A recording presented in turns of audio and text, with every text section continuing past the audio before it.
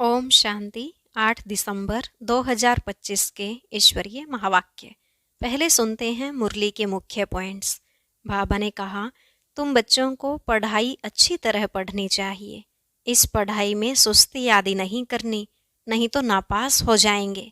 जब तक जीना है बाबा को याद करना है। तुम्हारा यह जीवन बहुत अमूल्य है, इसलिए इस जीवन की संभाल करनी चाहिए। फिर बाबा ने कहा, जैसे थोड़ी सी सैक्रीन भी बहुत मीठी होती है, वैसे ज्ञान का यह अक्षर मन मनाभव सबसे मीठी चीज है। सारी पढ़ाई का तंत भी यही है। एक बाप को याद करो। अपने को आप ही परखना चाहिए कि मैं ऐसा ऊंचे से ऊंचा इम्तिहान पास करके ऊंच पद पाने के लायक हूँ। क्या मैं सर्विस करता हूँ? लास्ट में बाबा ने कहा, बच्चे सर्विसेबल बनो, बाबा को फॉलो करो। मैं भी तो रोज रोज सर्विस करता हूँ ना। तुम भी अपने को आत्मा समझकर निश्चय बुद्धि होकर के सर्विस में लग जाओ। अब सुनते हैं महावाक्यों को विस्तार से। बाबा ने कहा, मीठे बच्चे, जब तक जीना है बाप को याद करना है। याद से ही आयु बढ़ेगी। पढ़ाई का तंत अर्थात सार ही है याद। प्रश्न, तुम बच्चों का अतीन्द्रिय सुख गाया हुआ है, क्यों? उत्तर, क्योंकि तुम सदा ही बाबा की याद में खुशियां मनाते हो। अभी तुम्हारी सदा ही क्रिसमस है। तुम्हें भगवान पढ़ाते हैं, इससे बड़ी खुशी और क्या होगी। यह रोज की खुशी है, इसलिए तुम्हारा ही अतीन्द्रिय सुख गाया हुआ है। गीत, नयनहीन को राह दिखाओ प्रभु। ओम शांति। ज्ञान का तीसरा नेत्र देने वाला रूहानी बाप रूहानी बच्चों को समझाते हैं, ज्ञान का तीसरा नेत्र सिवाय बाप के कोई दे नहीं सकता। तो अभी बच्चों को ज्ञान का नेत्र मिला है। अभी बाप ने समझाया है कि भक्ति मार्ग है ही अंधियारा मार्ग।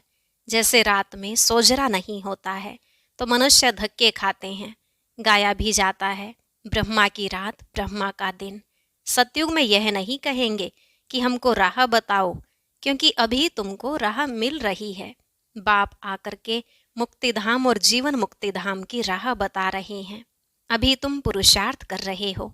अभी जानते हो कि बाकी थोड़ा समय है। दुनिया तो बदलने वाली है।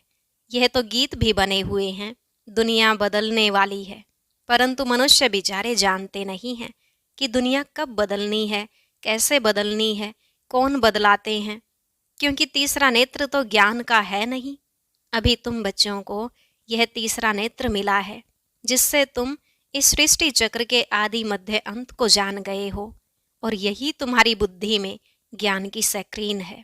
जैसे थोड़ी सी सैक्रीन बहुत मीठी होती है, वैसे यह ज्ञान के दो अक्षर मन मनाभव, यही सबसे मीठी चीज है। बस बाप को याद करो। बाप आते हैं और आकर के रास्ता बताते हैं। कहाँ का रास्ता बताते हैं? शांति धाम और सुख धाम का। तो बच्चों को खुशी होती है। दुनिया नहीं जानती है कि खुशियाँ कब मनाई जाती हैं। खुशियाँ तो नई दुनिया में मनाई जाएंगी ना। यह तो बिल्कुल कॉमन बात है कि पुरानी दुनिया में खुशियाँ कहाँ से आई। पुरानी दुनिया में मनुष्य त्राही त्राही कर रहे हैं, क्योंकि तमो प्रधान है। तमो प्रधान दुनिया में खुशियाँ कहाँ से आई? सतयुग का ज्ञान तो कोई में भी नहीं है, इसलिए बेचारे यहाँ खुशियाँ मनाते रहते हैं। देखो, क्रिसमस की खुशियाँ भी कितनी मनाते हैं। बाबा तो कहते हैं कि अगर खुशियों की बात पूछनी हो तो गोप गोपियों से, मेरे बच्चों से पूछो, क्योंकि बाप बहुत सहज रास्ता बता रहे हैं। गृहस्थ व्यवहार में रहते हुए, अपने धंधे धोरी का कर्तव्य करते हुए कमल फूल के समान रहो और मुझे याद करो। जैसे आशिक माशुक होते हैं ना, वह भी धंधा धोरी करते एक दो को याद करते रहते हैं। उनको साक्षात्कार भी होते हैं, जैसे लैला मजनू हीर रांझा। वो विकार के लिए एक दो के आशिक नहीं होते हैं। उनका प्यार गाया हुआ है, उसमें एक दो के आशिक होते हैं। लेकिन यहाँ वह बात नहीं है। यहाँ तो तुम जन्म जन्मांतर उस माशूक के आशिक ही रहे हो।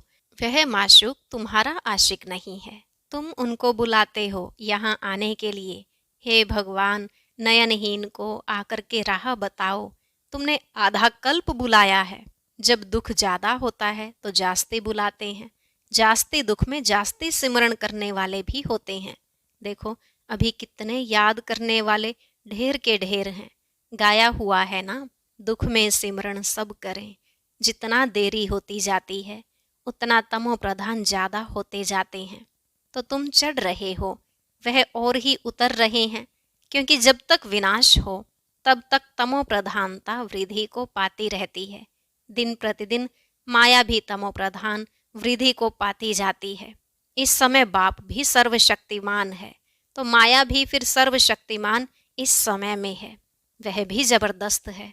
तुम बच्चे इस समय ब्रह्मा मुख वंशावली ब्राह्मण कुल भूषण हो, तुम्हारा है सर्वोत्तम कुल।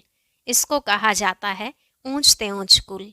इस समय तुम्हारा यह जीवन अमूल्य है, इसलिए इस जीवन की संभाल भी करनी चाहिए, क्योंकि 5 विकारों के कारण शरीर की भी आयु तो कमती होती जाती है ना। तो बाबा कहते हैं इस समय 5 विकारों को छोड़कर योग में रहो तो आयु बढ़ती रहेगी। आयु बढ़ते बढ़ते भविष्य में तुम्हारी आयु 150 वर्ष की हो जाएगी, अभी नहीं। इसलिए बाप कहते हैं कि इस शरीर की भी बहुत संभाल रखनी चाहिए। नहीं तो कहते हैं यह शरीर काम का नहीं है, मिट्टी का पुतला है। अभी तुम बच्चों को समझ मिलती है कि जब तक जीना है बाबा को याद करना है। आत्मा बाबा को याद करती है, क्यों? वर्षे के लिए। बाप कहते हैं तुम अपने को आत्मा समझकर बाप को याद करो और दैवी गुण धारण करो तो तुम फिर ऐसे बन जाएंगे। तो बच्चों को पढ़ाई अच्छी तरह पढ़नी चाहिए, पढ़ाई में सुस्ती आदि नहीं करनी चाहिए, नहीं तो नापास हो जाएंगे, बहुत कम पद पाएंगे। पढ़ाई में भी मुख्य बात यह है, जिसको तंत्र कहा जाता है, कि बाप को याद करो। जब प्रदर्शनी में या सेंटर पर कोई भी आते हैं तो उनको पहले पहले यह समझाओ कि बाबा को याद करो, क्योंकि वह ऊंचते ऊंच है, तो ऊंचे ते ऊंचे को ही याद करना चाहिए, उनसे कम को थोड़ी ही याद करना चाहिए। कहते हैं ऊंचे से ऊंचा भगवान, भगवान ही तो नई दुनिया की स्थापना करने वाले हैं। देखो बाप भी कहते हैं नई दुनिया की स्थापना मैं करता हूँ, इसलिए तुम मुझे याद करो तो तुम्हारे पाप कट जाएं। तो यह पक्का याद कर लो, क्योंकि बाप पतित पावन है ना। वह यही कहते हैं कि जब तुम मुझे पतित पावन कहते हो तो तुम तमो प्रधान हो, बहुत पतित हो, अभी तुम पावन बनो। बाप आकर के बच्चों को समझाते हैं कि तुम्हारे अभी सुख के दिन आने वाले हैं, दुख के दिन पूरे हुए हैं। पुकारते भी हो हे दुख हरता सुख दाता, तो जानते तो हो ना कि बरोबर सतयुग में सब सुखी ही सुखी हैं। तो बाप बच्चों को कहते हैं कि सभी शांति धाम और सुख धाम को याद करते रहो। यह है संगम युग, खिवैया तुमको पार ले जाते हैं। बाकी इसमें कोई खिवैया या नैया की बात है नहीं। यह तो महिमा कर देते हैं कि नैया को पार लगाओ। अब एक की नैया तो पार नहीं लगनी है ना, सारी दुनिया की नैया को पार लगाना है। यह सारी दुनिया जैसे एक बहुत बड़ा जहाज है, इनको पार लगाते हैं। तो तुम बच्चों को बहुत खुशी मनानी चाहिए, क्योंकि तुम्हारे लिए सदैव खुशी है, सदैव क्रिसमस है। जब से तुम बच्चों को बाप मिला है तुम्हारी क्रिसमस सदैव है, इसलिए अतीन्द्रिय सुख गाया हुआ है। देखो यह सदैव खुश रहते हैं, क्यों? अरे बेहद का बाप मिला है, वह हमको पढ़ा रहे हैं, तो यह रोज की खुशी होनी चाहिए ना। बेहद का बाप पढ़ा रहे हैं, वाह! कभी कोई ने सुना? गीता में भी भगवानुवाच है कि मैं तुमको राजयोग सिखलाता हूँ। जैसे वह लोग बैरिस्ट्री योग, सर्जनरी योग सिखलाते हैं, मैं तुम रूहानी बच्चों को राजयोग सिखाता हूँ। तुम यहाँ आते हो तो बरोबर राजयोग सीखने आते हो ना, मूंझने की तो दरकार नहीं। तो राजयोग सीख कर पूरा करना चाहिए ना, भागंती तो नहीं होना चाहिए। पढ़ना भी है तो धारणा भी अच्छी करनी है। टीचर पढ़ाते हैं धारणा करने के लिए। हर एक की अपनी अपनी बुद्धि होती है, किसकी उत्तम, किसकी मध्यम, किसकी कनिष्ठ। तो अपने से पूछना चाहिए कि मैं उत्तम हूँ, मध्यम हूँ या कनिष्ठ हूँ। अपने को आप ही परखना चाहिए कि मैं ऐसे ऊंचे ते ऊंचा इम्तिहान पास करके ऊंच पद पाने के लायक हूँ। मैं सर्विस करता हूँ। बाप कहते हैं बच्चे सर्विसेबल बनो, बाबा को फॉलो करो, क्योंकि मैं भी तो सर्विस करता हूँ ना। आया ही हूँ सर्विस करने के लिए और रोज रोज सर्विस करता हूँ, क्योंकि रथ भी तो लिया है ना। रथ भी मजबूत अच्छा है और सर्विस तो इनकी सदैव है। बाप दादा तो इनके रथ में सदैव है। भले इनका शरीर बीमार पड़ जाए, मैं तो बैठा हूं ना, तो मैं इनके अंदर में बैठ करके लिखता भी हूँ। अगर यह मुख से नहीं भी बोल सके तो मैं लिख सकता हूँ। मुरली नहीं मिस होती है। जब तक बैठ सके लिख सके तो मैं मुरली भी बजाता हूँ। बच्चों को लिख करके भेज देता हूँ, क्योंकि सर्विसेबल हूँ ना। तो बाप आकर के समझाते हैं कि तुम अपने को आत्मा समझ करके निश्चय बुद्धि हो करके सर्विस में लग जाओ। बाप की service, on God fatherly service, जैसे वह लिखते हैं ऑन हिज मैजेस्टी सर्विस, तो तुम क्या कहेंगे? यह मैजेस्टी से भी ऊंची सर्विस है, क्योंकि मैजेस्टी अर्थात महाराजा बनाते हैं। यह भी तुम समझ सकते हो कि बरोबर हम वर्ल्ड का मालिक बनते हैं। तुम बच्चों में जो अच्छी रीति पुरुषार्थ करते हैं उनको ही महावीर कहा जाता है। तो यह जांच करनी होती है कि कौन महावीर है जो बाबा के डायरेक्शन पर चलते हैं। बाप समझाते हैं कि बच्चे अपने को आत्मा समझो, भाई भाई को देखो। बाप अपने को भाइयों का बाप समझते हैं और भाइयों को ही देखते हैं, सभी को तो नहीं देखेंगे। यह तो ज्ञान है कि शरीर बिगर तो कोई सुन ना सके, बोल न सके। तुम तो जानते हो ना कि मैं भी यहाँ शरीर में आया हूँ। मैंने यह शरीर लोन लिया हुआ है। शरीर तो सबको है, शरीर के साथ ही आत्मा यहाँ पढ़ रही है। तो अभी आत्माओं को समझना चाहिए कि बाबा हमको पढ़ा रहे हैं। बाबा की बैठक कहाँ है? अकाल तख्त पर। बाबा ने समझाया है कि हर एक आत्मा अकाल मूरत है, वह कभी विनाश नहीं होती है, कभी भी जलती कटती डूबती नहीं है, छोटी बड़ी नहीं होती है। शरीर छोटा बड़ा होता है, तो दुनिया में जो भी मनुष्य मात्र हैं उनमें जो आत्माएं हैं उनका तख्त यह भ्रिकुटी है। शरीर भिन्न भिन्न है, किसका अकाल तख्त पुरुष का, किसका स्त्री का, किसका बच्चे का। तो जब भी किससे बात करो तो यही समझो कि हम आत्मा हैं। अपने भाई से बात करते हैं, बाप का पैगाम देते हैं कि शिव बाबा को याद करो, तो यह जो जंक लगी हुई है वह निकल जाए। जैसे सोने में अलॉय पड़ती है तो वैल्यू कम होती है, तो तुम्हारी भी वैल्यू कम हो गई है, अभी बिल्कुल ही वैल्यूलेस हो गए हो। इसको देवाला भी कहा जाता है। भारत कितना धनवान था, अभी कर्जा उठाते रहते हैं।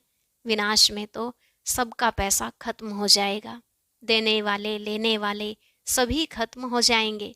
बाकी जो अविनाशी ज्ञान रत्न लेने वाले हैं वह फिर आकर अपना भाग्य लेंगे।